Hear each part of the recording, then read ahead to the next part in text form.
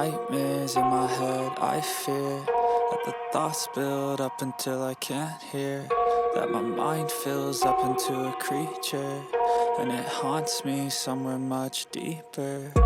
Anxiety filling up every space, no privacy, and silently it could build and build until you. Salam sejahtera Malaysia, denyut nadi suara rakyat bergema di channel ini. Haha.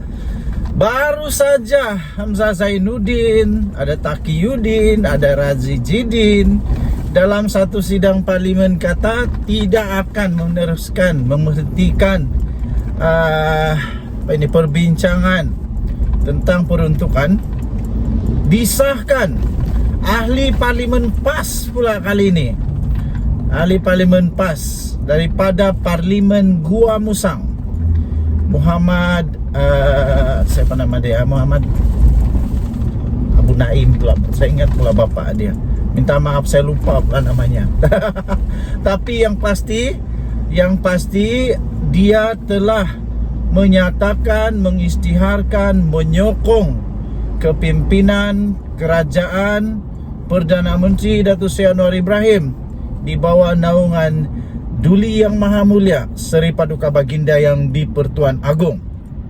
Dalam kenyataannya, beliau berkata itu semua kerana selepas beliau mendengar pembentangan belanjawan dan didapati bahawa apa yang disebut oleh Datuk Seri Anwar Ibrahim itu sangat penting. Antaranya untuk memangkin ekonomi, jadi ini untuk kebaikan rakyat di Parlimen Gua Musang. Sebelum ini Parlimen Gua Musang, setelah berpuluh-puluh tahun, ahli parlimennya ialah Tengku Razali. Tapi selepas itu buat pertama kalinya kalah. Tengku Razali Hamzah kalah. Kuli kalah kepada beliau pada pilihan raya yang lalu. Jadi akhirnya terbukti andaian, berita, kabar angin, semuanya benar-benar berlaku. Saya dah kata apa sahaja di politik moden Malaysia ini yang pada mulanya menjadi so-called kabar angin dinafikan, tak ada, macam-macam lah, akhirnya boleh jadi kenyataan. Terbaru ini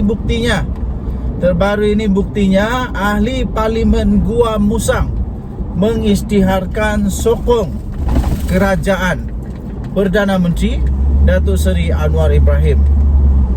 Jadi sudah kehilangan 3 sokongan untuk Perikatan Nasional. Sekali lagi saya ingin salut, hormat dan benar-benar kagum dengan manusia-manusia yang begini, tidak mementingkan diri sendiri. Mereka adalah hero kepada rakyat di parlimen masing-masing. Tak apalah orang kasih gelar mereka pengkhianat parti, tak apa. Jangan khianat rakyat yang mengundi anda. Itu lebih penting. Yang menjadikan anda berkuasa itu rakyat, bukan parti. Yang memilih anda dan memberikan kepada anda kuasa, memberikan kepada anda kelayakan menjadi MP, kelayakan untuk mendapatkan semua benefit ahli parlimen, itu diberi oleh rakyat, bukan diberi oleh parti. Maka dengan itu berhikmatlah untuk rakyat, bukan berhikmat untuk parti. Sebab itu sekarang saya lihat ramai ahli parlimen bebas yang tempat dia lebih cepat berkembang, lebih cepat nampak pembangunan, lebih cepat nampak perbezaan daripada ahli parlimen yang ada parti. Kenapa? Kerana mereka tidak terkongkong dengan kononnya prinsip, tidak terkongkong dengan banyaknya undang-undang, so-called perlembagaan parti yang boleh menyebabkan terbantutnya perkembangan, terbantutnya bantuan-bantuan yang seelok sewajarnya kepada rakyat. Inilah yang kita mau. Orang-orang beginilah yang kita mau.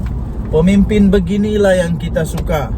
Pemimpin yang sanggup membelakangkan kepentingan diri sendiri untuk membela rakyat yang sepatutnya. Ini yang kita mau.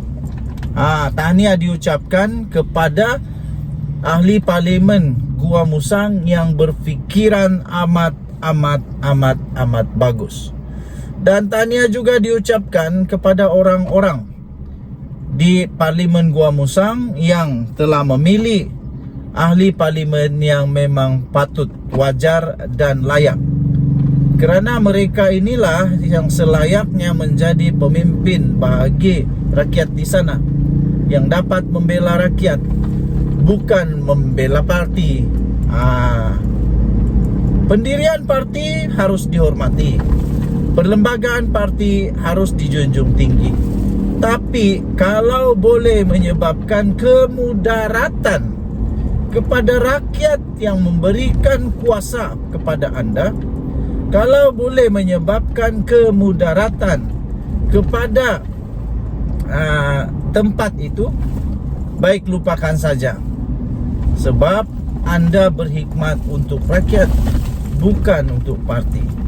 Ingat, kepada semua ahli parlimen pembangkang yang lain, baiklah anda pun ikutlah jejak langkah yang telah dilakukan oleh ahli parlimen yang bijak-bijak ini, yaitu belakangkanlah keegoan. Ingatlah kepada kempen anda dulu, bahawa anda berkempen bukan untuk parti, tapi anda berkempen untuk rakyat. Jadi ingat, janji itu bukan hanya janji kepada manusia, tetapi janji kepada Tuhan juga, pada pendapat saya. Sekiranya anda sudah berjanji, ingat, kotakan janji. Bagaimana mungkin anda boleh berkhidmat kepada rakyat kalau tidak dapat berkorban untuk rakyat? Gaji saja tidak akan cukup. Kecualilah ahli parlimen itu kaya raya, billionaire, jutawan yang tak reti nak habis duit, okeylah.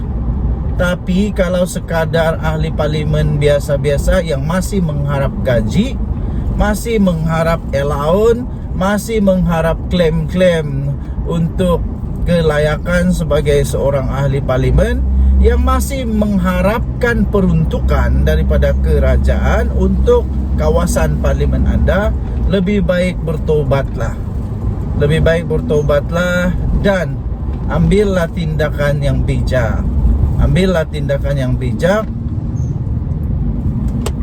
dengan mengambil keputusan untuk dapat berbincang mengenai peruntukan kepada kerajaan. Tahniah diucapkan. Denyut nadi suara rakyat bergema di channel ini. Jangan lupa tekan butang subscribe, like dan share. Malaysia kita punya, cintai Malaysia aku, kita jaga kita. Bye bye.